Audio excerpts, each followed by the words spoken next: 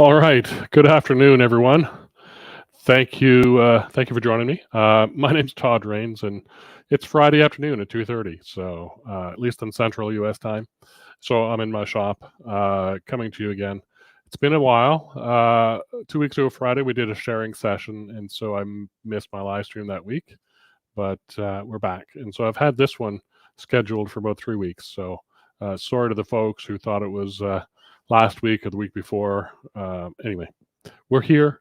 We're happy to have everyone here today. So let me say hi to a few people.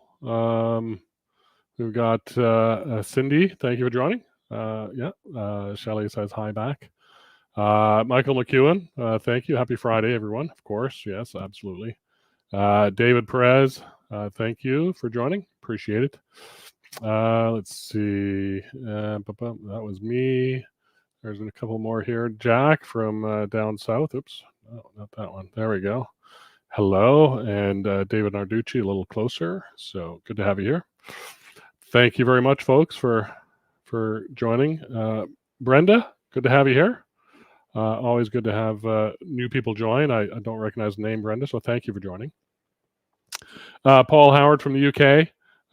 Thank you, Paul, for joining. David, Granbury, Texas, very, very close. So, Dieter from Chattanooga. Oh, good. Excellent. Another name I haven't seen before. Good to have you here. And Dave Walter, I guess, from Austin.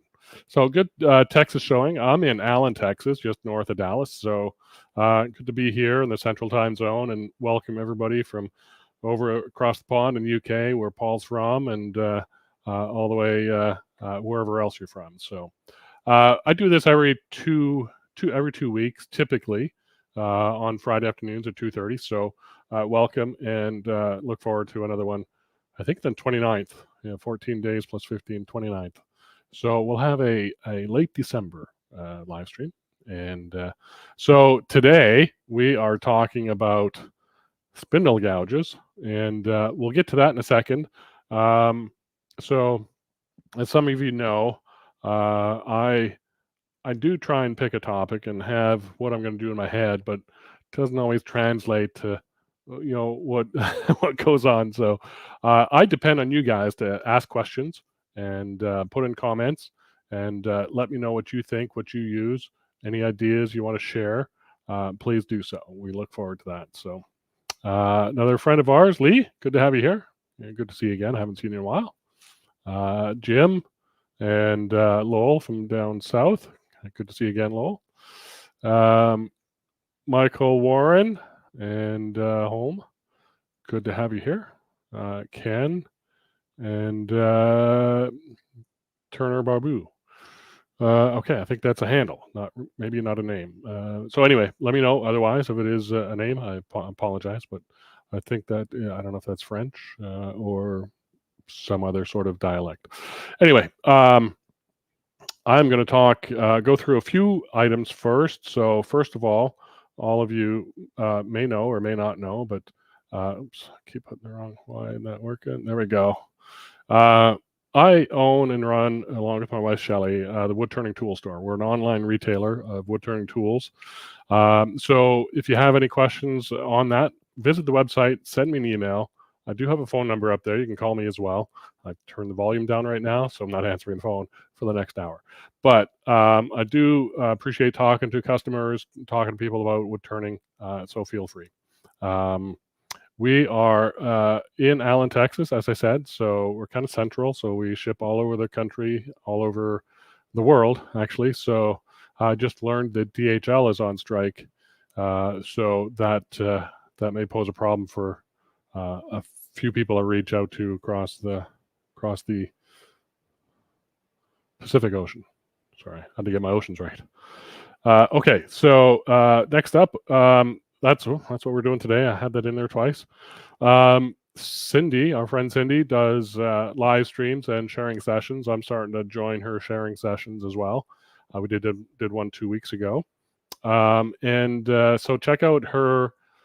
Best way to get on Cindy's, learn about Cindy, what she's doing, is get on her email list. So subscribe to Cindy's email You'll learn about her demos, her live streams, sharing sessions, and anything else that she has going on. So Cindy is a friend of the channel, so we're always happy to promote our friends. I do have my old Powermatic lathe still for sale. I had a few bites, nibbles, but nothing gone. I haven't really pushed it too hard. I've really got to do that and get this machine out of my shop. It's not taking up a whole lot of space, but I could use that space for something, I'm sure. So if you're interested in a Powermatic, let me know, and we'll go from there. I do not have anything else on the.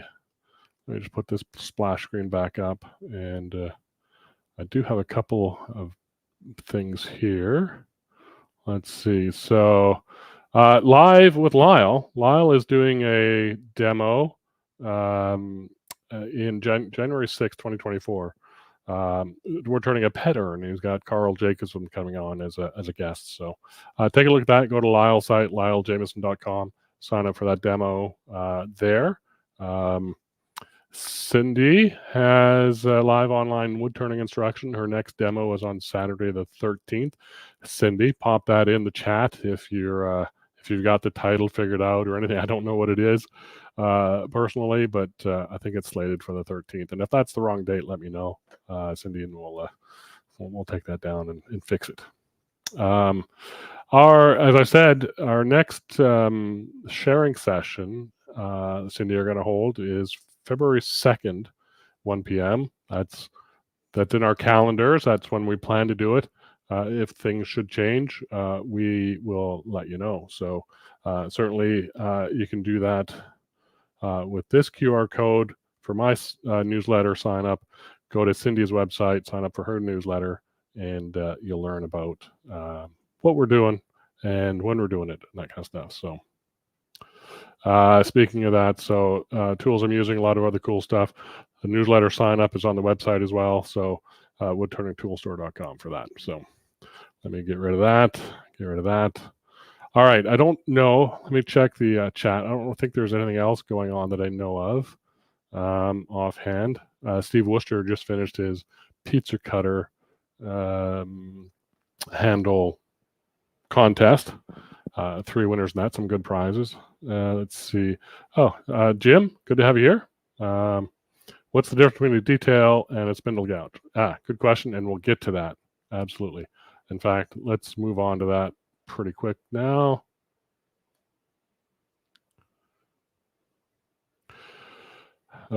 So, hey, this one pulled me out of my shop. Xmas gifts will have to wait. Oh, that's good, Jim. I'm sorry to interrupt your work, but yeah, let's get on with it and take a look at least. I say here this side: types, uses, and grinds. Don't know that I'll be grinding today. I don't have the camera set up for that, but I've got several tools here. We can look at the grinds. I have a whiteboard, and we can try and draw a few things out and talk about the angles and different uses. So let's get on with that.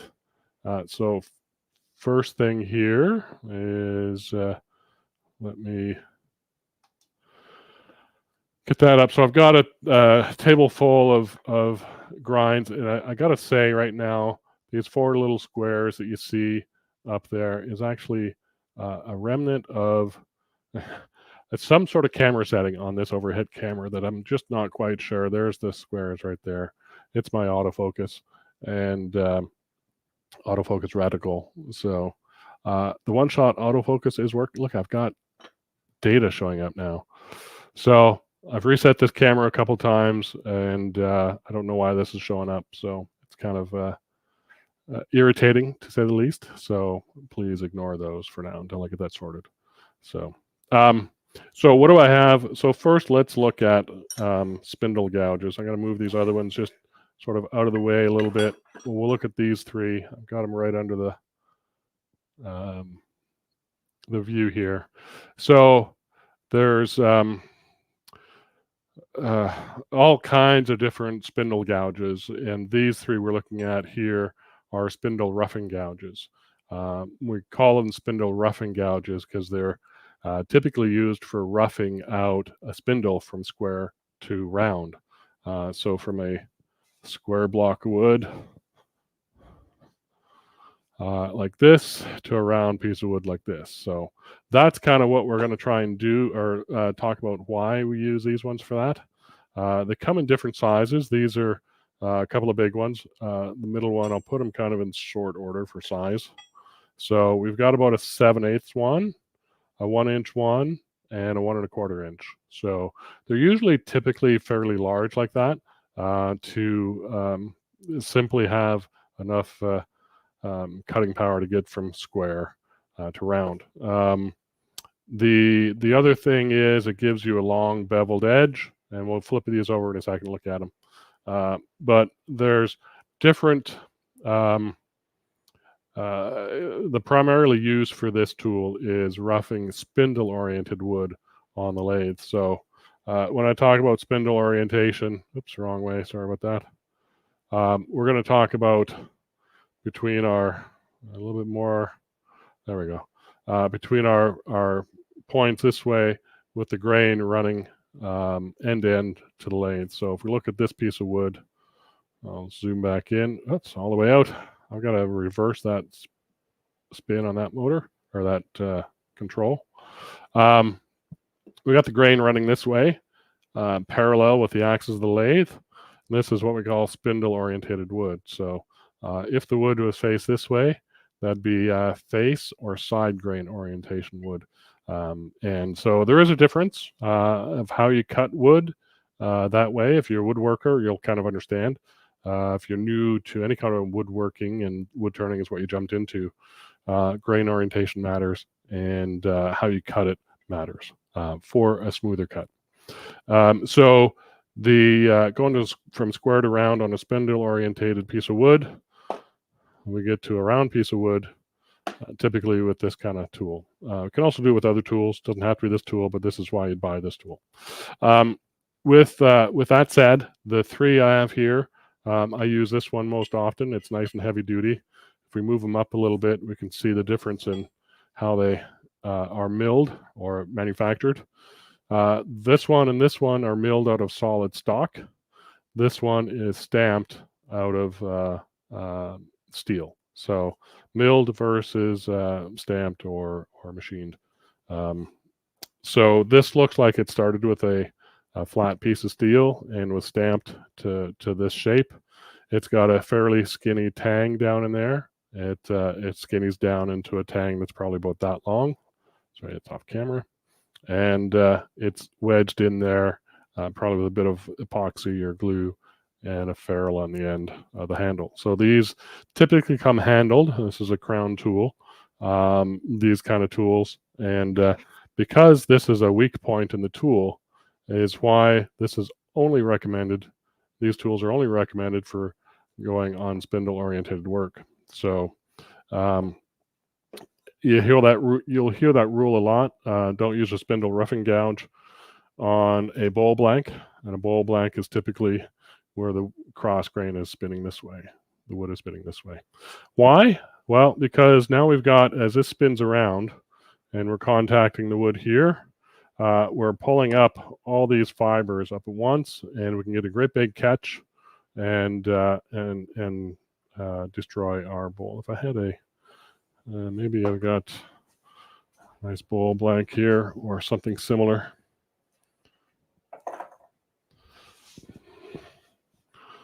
It's actually my sanding disc, but it'll do for what we're talking about. So as the wood comes around, we've got end grain here.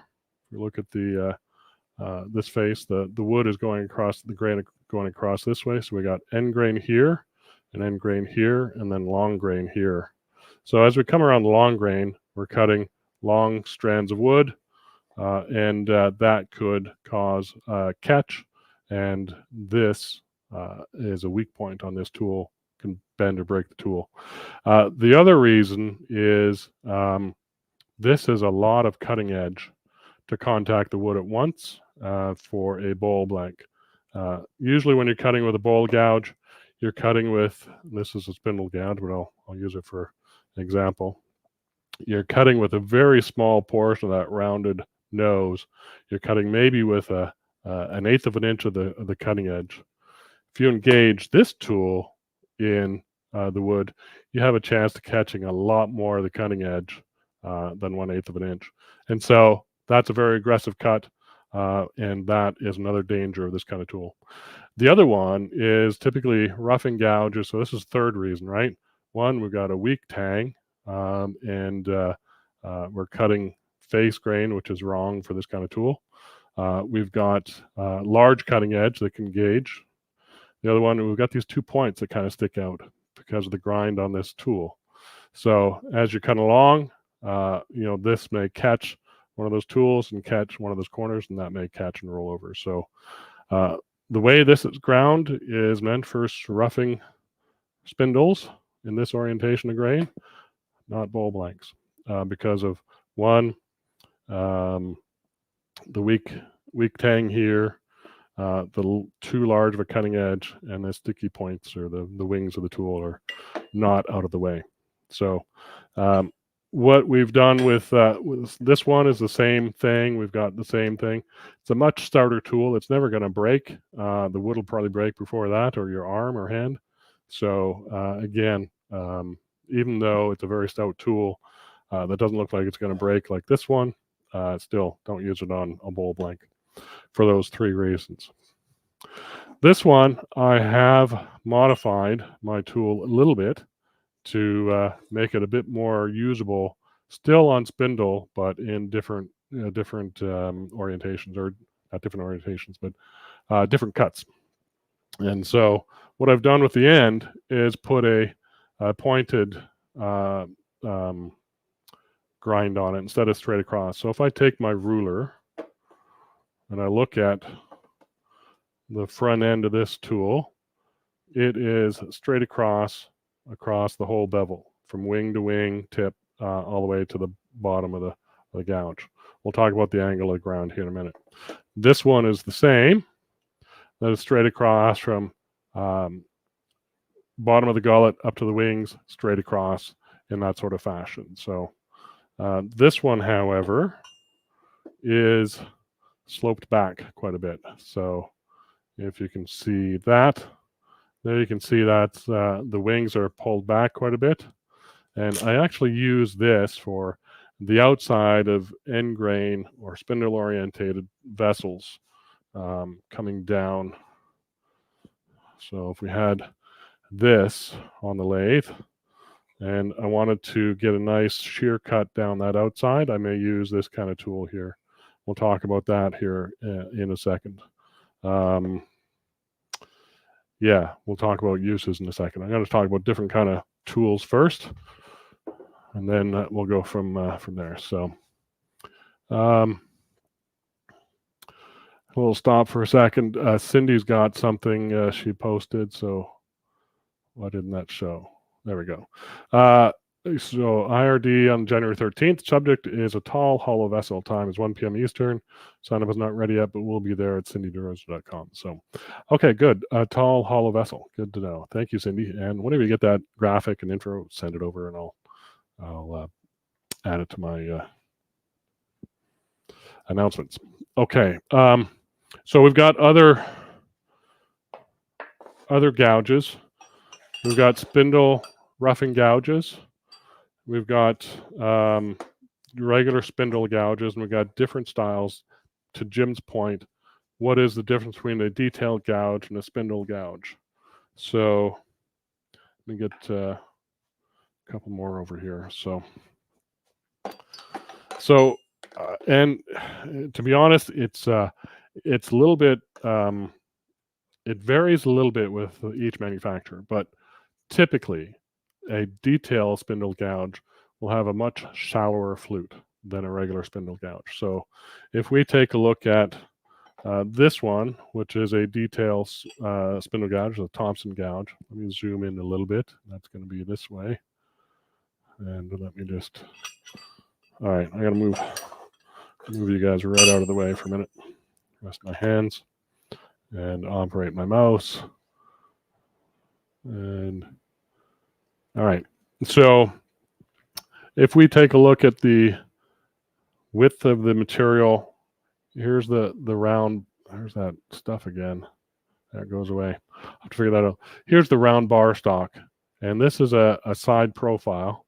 So you can see that they've only milled off maybe a tenth of the diameter for the top edges of the gouge. They've milled out another tenth or so for the gullet of the tool, and that leaves a very thick piece of material between the gullet or the flute of the gouge and the bar. So that allows you to kind of have a stiffer tool to go over the tool rest. So now you can overhang this further over the tool rest and get into those details you might not be able to reach otherwise. So I think that's why it's called, that's my understanding of a detail spindle gouge, is that it can get in and get under those small details. So if I was back doing that,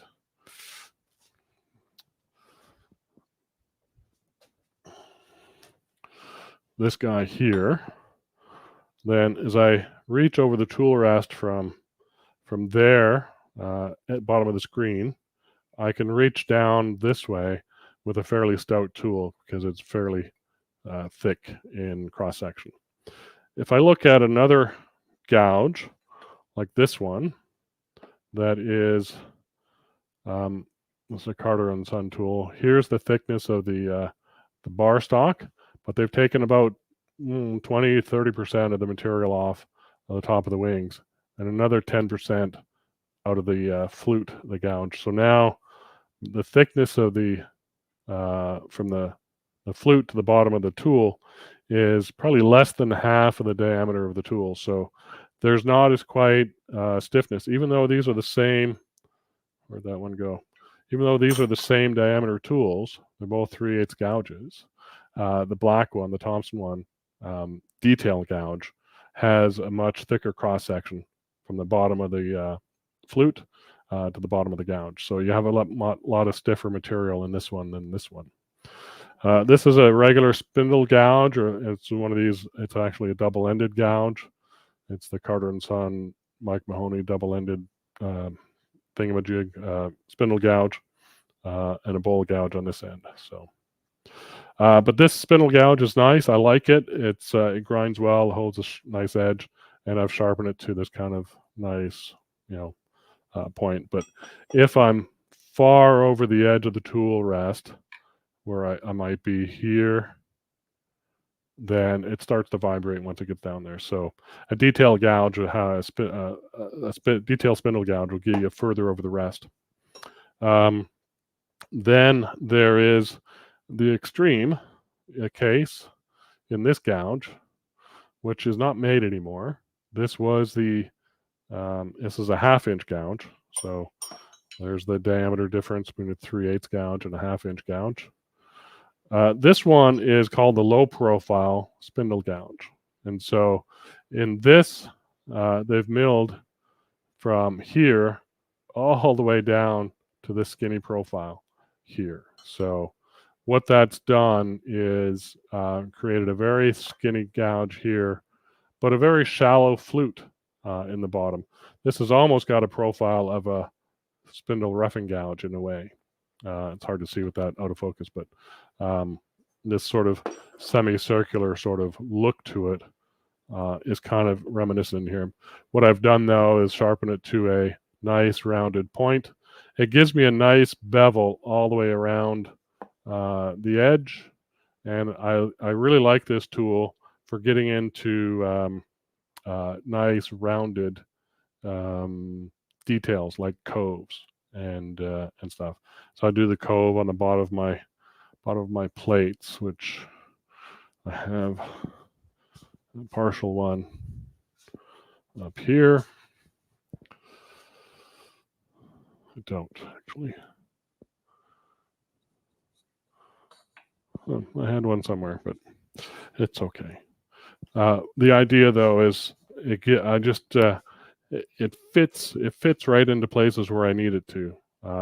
But having this overhang the tool rest and get down there, there's no way. There's not enough meat on on the tool to do this. So overhang on the tool rest is pretty short on a skinny tool like this, or a thin bit of material of metal here. So that's something to be considered, right? So detail spindle gouge Jim has a much thicker amount of material between the flute and the bottom of the gouge, the whole thickness here, versus a regular spindle gouge.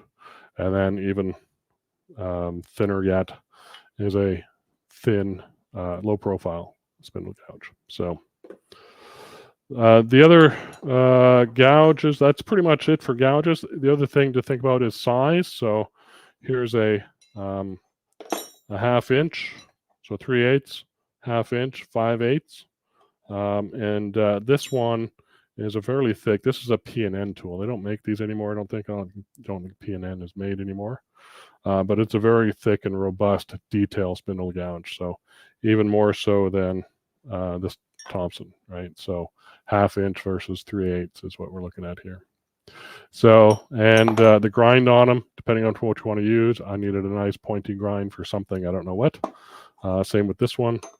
1/2 inch spindle gouge, 5/8 spindle gouge. So Thompson regular spindle gouge, but I got a nice, just rolling fingernail grind on it. And that's mostly what I use here. I like this little robust one as well. It's a nice little regular sort of spindle gouge. I wouldn't call it a detail gouge, even though it's fairly shallow, but they've taken a lot of material. The round stock you can't even see anymore because they've flattened it off all the way around. I keep going out of focus for you, sorry. So yeah, then here's Thompson gouge, that one of Cindy's finial gouges that she makes and sells. So this is a 1/4 inch gouge, I believe. So let me know otherwise. I think it is. And sharpened to a very fine point, a very nice sort of fingernail grind, or very pointy grind on this one, with a nice radius tip on it. And one thing I will say about these gouges, if you can see, we've got a robust gouge, a Thompson gouge, a Thompson gouge, Thompson, and a P&N, and a Carter & Son. So Carter & Sons are milled, and the flutes are milled smooth, right? P&N is not, Thompsons are not. They're milled, but you still see the milling marks. You see those scratches, those radial lines, or it's not radial, but parallel lines going down it. So those are milling marks, and what you end up happening, if you had a microscope, you look at the edge of this, all those little milling marks in the bottom there will end up being little serrated edges on the end. That works, that helps when you need it. You can see what Cindy has done with the finial gouges. She's polished the flute. So there are no more milling marks, so nice and smooth. That means she's got an absolutely smooth edge out on the end here, microscopically speaking. So one of the other reasons I like the Carter & Son tools is that they're all milled down the middle. The robusts are kind of, they're actually milled, and they're coated with top coating, and nitrided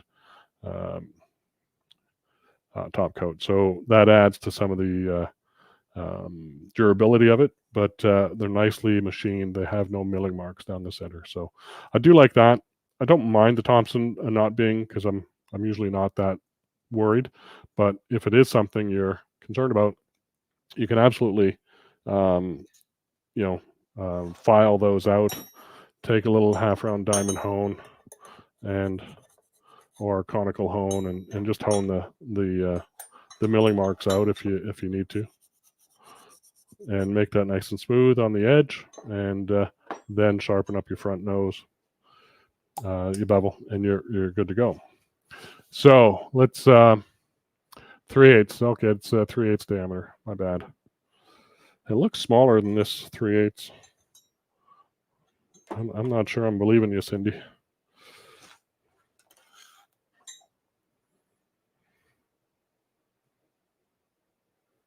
No, she's right. It's 3/8.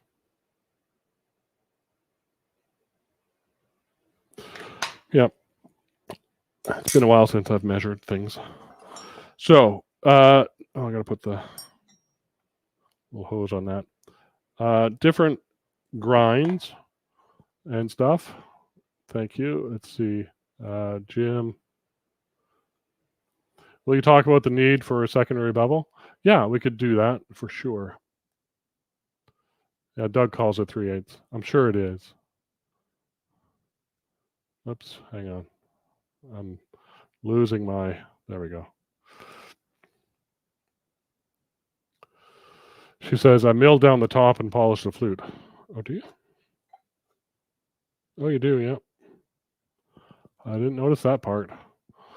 So she does mill down the top of these top edges as well. So interesting. Good to know. Yeah, so why relieve the heel, right? So that is a good question. Just looking at all of these, and I think I've relieved the heel on most of them, even that one. And so, except for the roughing gouges, I don't. So relieving the heel is really just to get around a corner or get that. I don't even know if I got one without.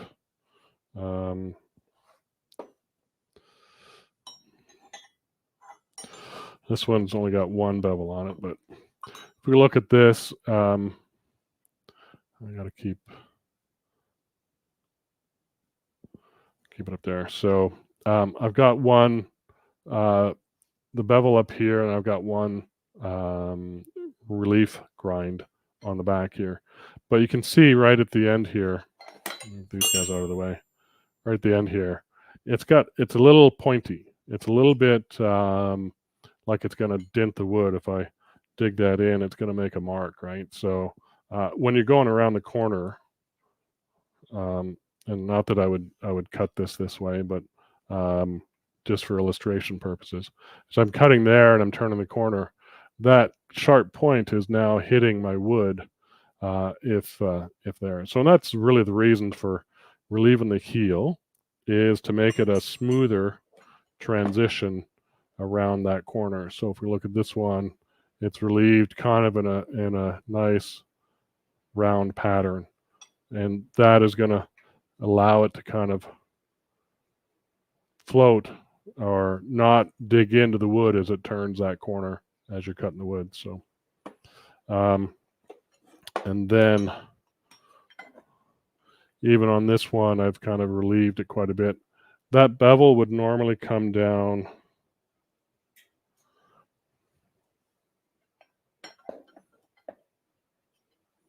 there. So that heel is taken away, that much of it right under there. So it's taken away quite a bit of material. So that means I can get around a corner or have that get out of the way.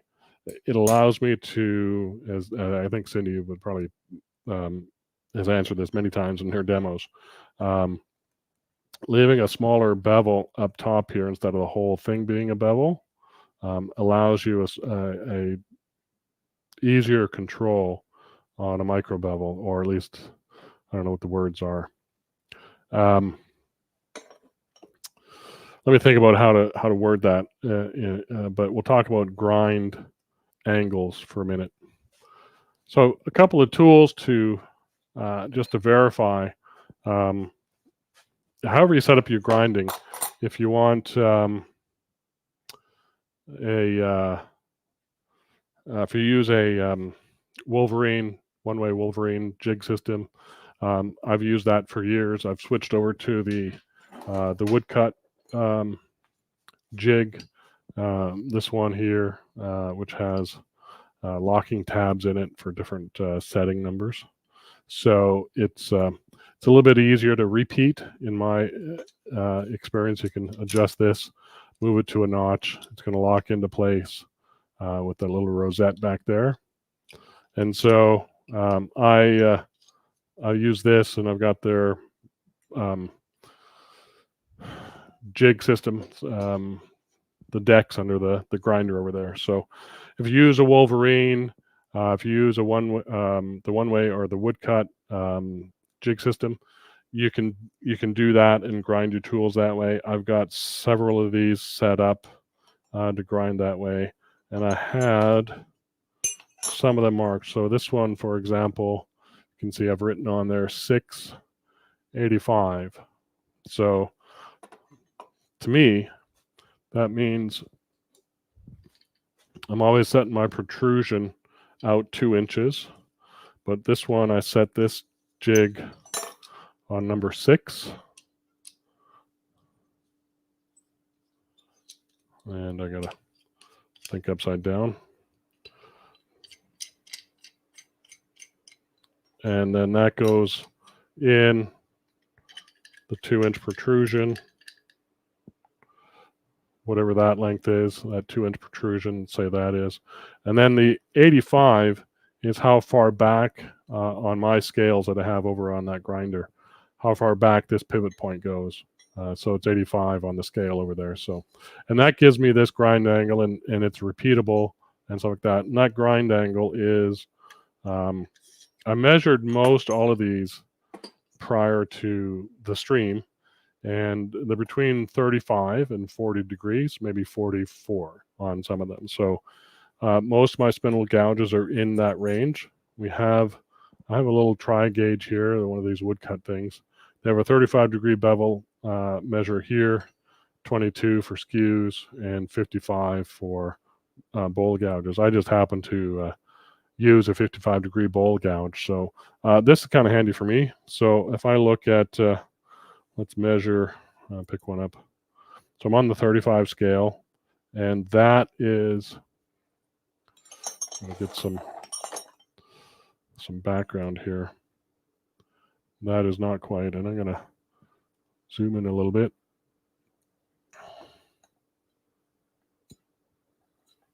So that is not 35, not quite. It's just up a little bit. So I'd say this is probably 40 degrees. I'll get my protractor out.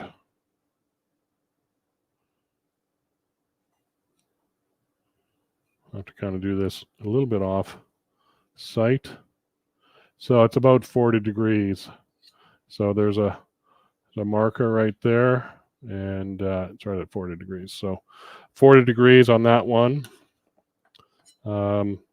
This is my robust 3/8, and it is about the same. It's about 40 degrees. So, and that would show up on this 35 degree. So that's about where I'm at. And so when I'm sharpening these things, I'm not too concerned that it's exactly 35 or 40. I set up my grinder numbers, how I'm going to sharpen these. And I would say half of these are sharpened with the jig, even the roughing gouge with the jig. And the other half are sharpened by hand. So the ones that are sharpened by hand are this one and this one. And they're on a platform, and just as Cindy does and demonstrates, 20 degrees up the angle, turn it over, sweep it down, and up on the other side. So I won't show that. She's got some videos on that, but you get it good enough, you can get a nice crisp bevel all the way around on that. And again, haven't relieved the heel a whole lot on this one since I reground it, but I do relieve the heel. So, and that, when we look at this angle here, this slope angle, where's that?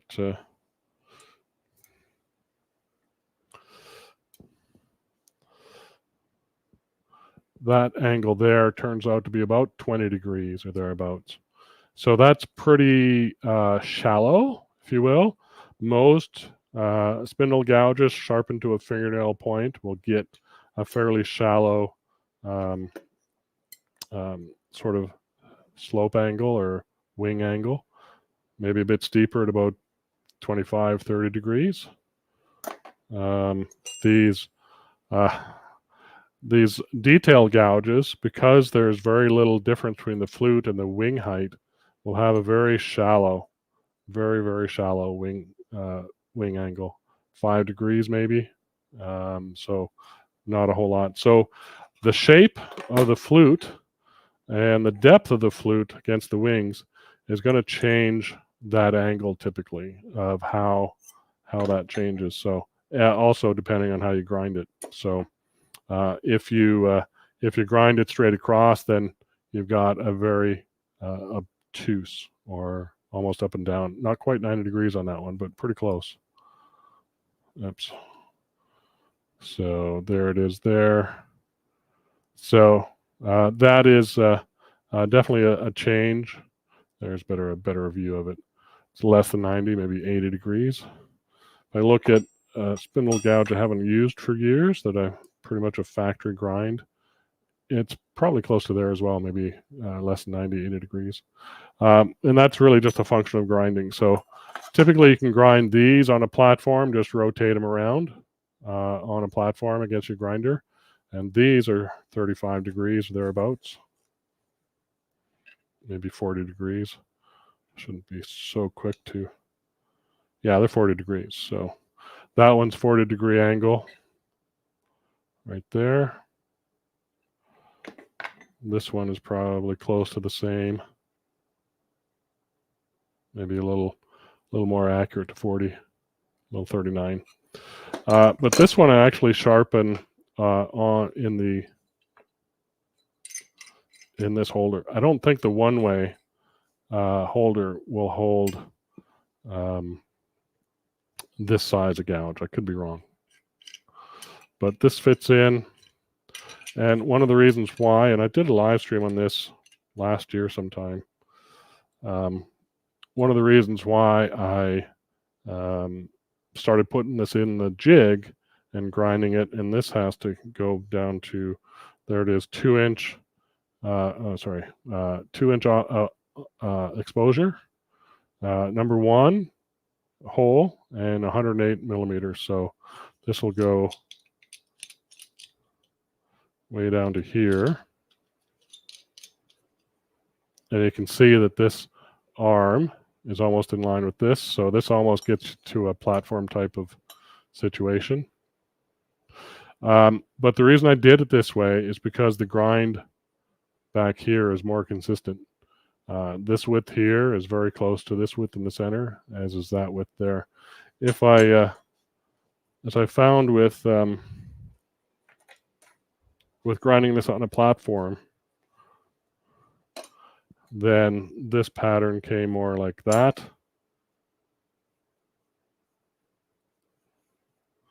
Where I had a much skinnier wing up here, much fatter base down here, and I found that to be problematic for me. So I started grinding it in the jig, and it seemed to help. So I like that better. So jig grinding versus platform grinding, whatever works and suits you. I do a hybrid of both for spindle gouges. This one that I modified is hand ground. So I don't think I had a jig setting for this one at all. And so again, I modified it from a roughing gouge, from a straight across cut to a fingernail grind, if you will, to do something specific. So you can change them up as you need them. So, oops,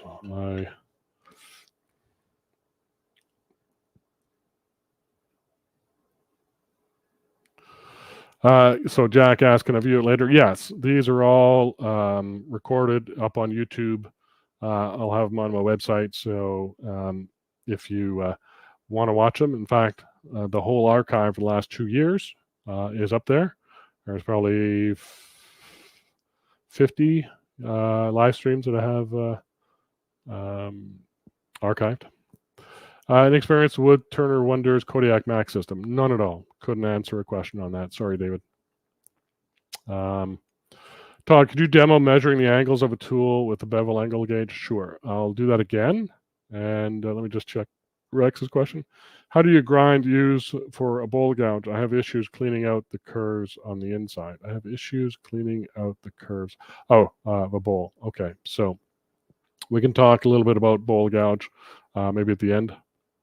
Rex. So for measuring the angle again, David, I will, so this is a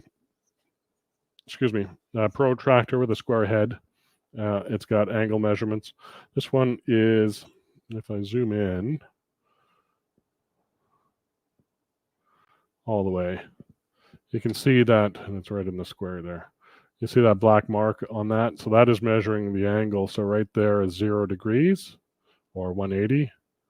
And then as we move this up, we'll get to 35 right there. It's a little hard to see, a little contrasty there, but and then there's 40. So what I do is I'll put this short edge of the square head in the gullet of the tool, or in the valley of the flute of the tool, and I'll run the tool up the bevel against this leg here. And let me just zoom in a little bit more here, and let me just autofocus that at that.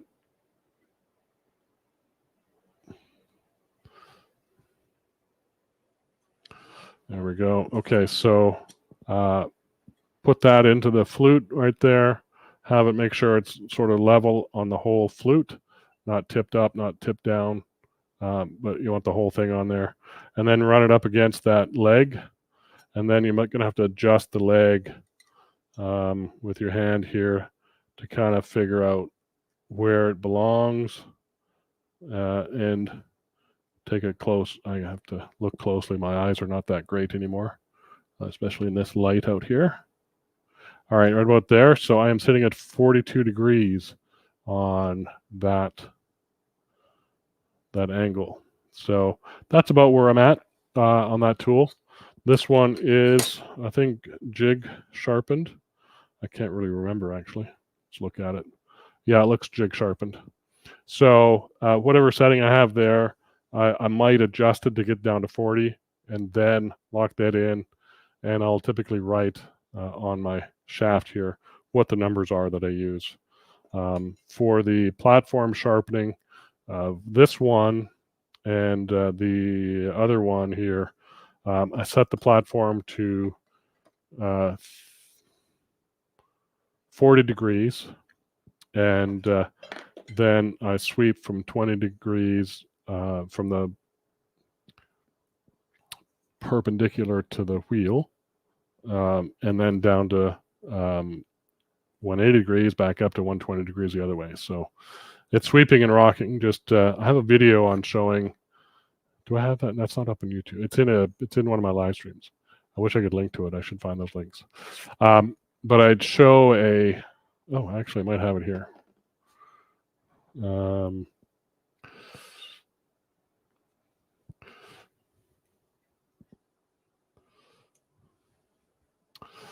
Let's see. Video playback.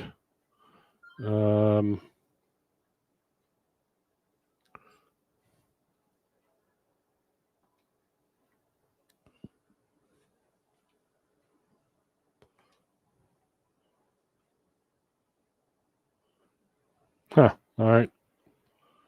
Oh, I gotta hit play. There we go. We got a 40-degree bevel here. We got 40-degree lines here. Magnet in there. A magnet on this one. Let me know if that's too loud. A little piece of bandsaw blade.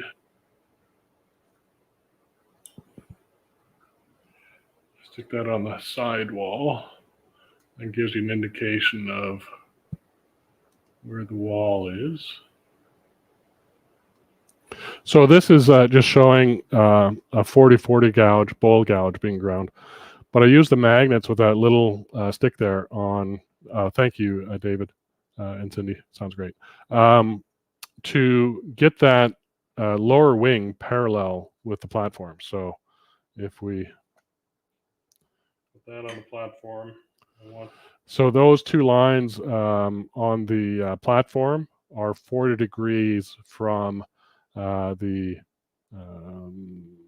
perpendicular line of the grinder.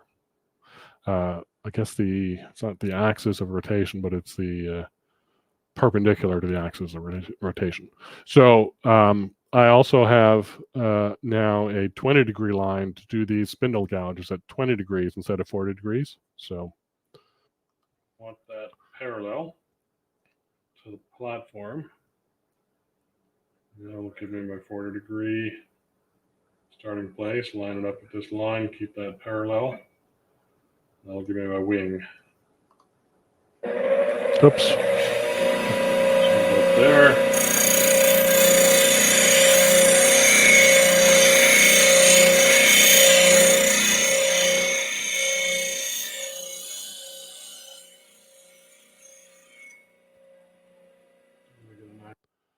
So that sweep from the 40-degree line down to 180 degree is rolling the flute open at the same time. So, and then it's repeated on the other side. So nice. Cut double on that side. Put the magnet on the other side. So once you kind of get a hang of how to do this with a bowl gouge, it's the same process with a spindle gouge. I don't use the magnets with the spindle gouge because the flute is too shallow for doing that. But on a V style bowl gouge, those magnets and that little strip of metal help to get that flute sort of parallel with the platform. So, but that is essentially the same style of grind I do for the spindle gouges is what you see here. Let me get back there. We'll finish it up.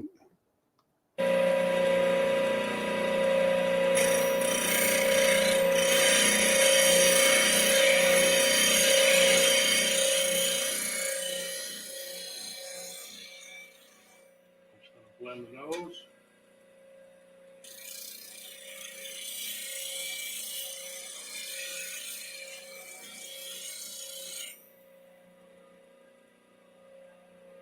And we got a pretty good 40-40 grind.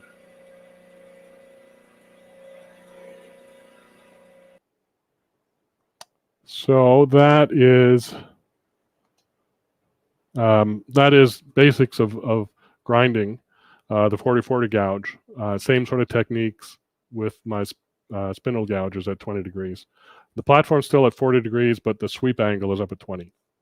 And then I learned all this from Cindy, so credit to her for teaching me. I'm sure she learned it from probably Stuart or somebody else. So I don't use the magnets anymore in my bowl gouge. I've gotten good enough to do it, but for practice and for getting it right, that's a good way to start.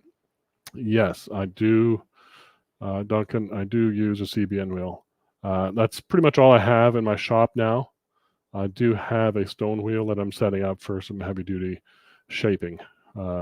So difference between shaping and grinding for sharpening. Once you get the tool shaped correctly on maybe a very aggressive 46 grit stone wheel or 60 grit stone wheel, then I basically sharpen everything on CBNs.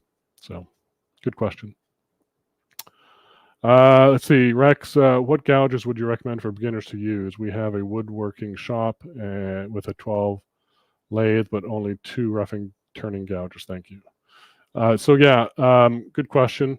I think the 12 probably refers to the swing, the small MIDI lathe, if you will. So yeah, a roughing gouge, maybe a 3/8 spindle gouge, and probably a 1/2 inch bowl gouge. A parting tool, and that will get you 70 to 90% of what you want to do. From there, maybe get some scrapers, a small 1/2 inch wide round nose scraper, maybe a 1 inch wide one.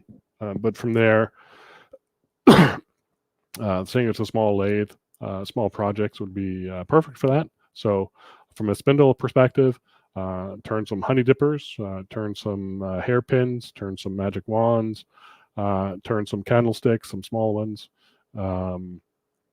turn pens, those kind of things. Roughing gouge is great for pens, even though they're big. I do like a big roughing gouge for doing slight curves. So even on big pieces or bigger pieces. Not that this is big, but on this size piece, and that's pretty close. Let me zoom out. This is probably, I don't know, 6.5 inches long, 4 inches wide. But to get this nice shallow curve, I guess on this side over here, which is kind of straight right in here, I kind of like a rough and gouge to do this. I find that I can get a much more control on a very gentle curve with a large rough and gouge. Even this guy I would use on it, this big one. A spindle gouge, this size and stuff, I tend to use for much more fine details, get into corners, getting beads and coves, getting that kind of stuff. So, yeah, it's the tool usage is a good thing to maybe chat about. We've got a few minutes left, not too much. Thank you, Joaquin. Thanks for joining. Appreciate it. Yeah, I forgot about that that video I had. But so the tools that you use on the different projects, Rex, I guess, to get to more of your question, if it's beginning wood turning, you only need a few tools at each station: parting tool, rough and gouge, spindle gouge, bowl gouge. 3/8 spindle gouge, 1/2 inch bowl gouge is what I'd recommend for a lathe that size, and then go from there. You can pick handle tools, probably easier for beginners, so don't have to worry about changing handle systems and stuff like that. And then, go from there. Grinder, of course, you're going to need, and learn how to sharpen them all. You may want to sharpen them for your students if that's how it works. But teaching grinding is just like teaching turning on a lathe. It takes some practice, and you'll get there. Let's see. What did I have in my uses? So yeah, I think we talked a little bit about uses and the grinds, the types. So you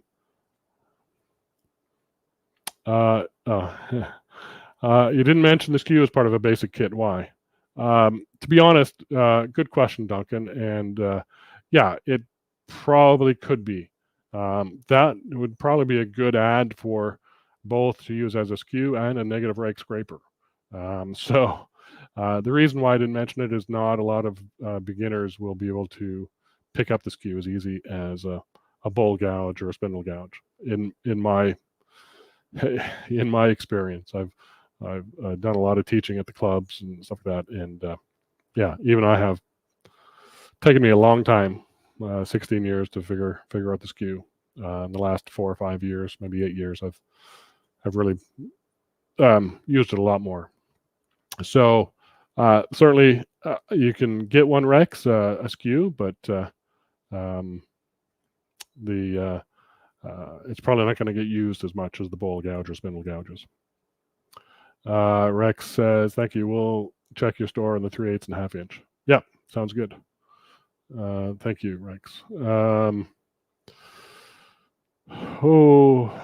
Particularly hold the handle low by your hip for spindle turning beads and coves. I'm not sure what you said there, David. Do you typically hold the handle low on your hip or for spindle turning beads and coves? No. No. Well, so I guess it depends in your circumstance. But my height of lathe, how tall I am, where I have the tool rest and the work turning, for me, and if I go to, let me do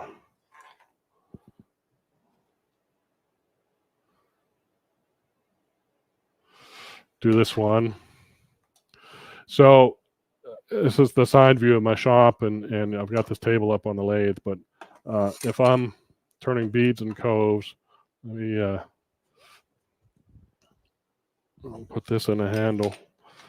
For me, my spindle height is up here, and so I'm typically going to have the tool probably in my rib cage, certainly not down here for beads and coves.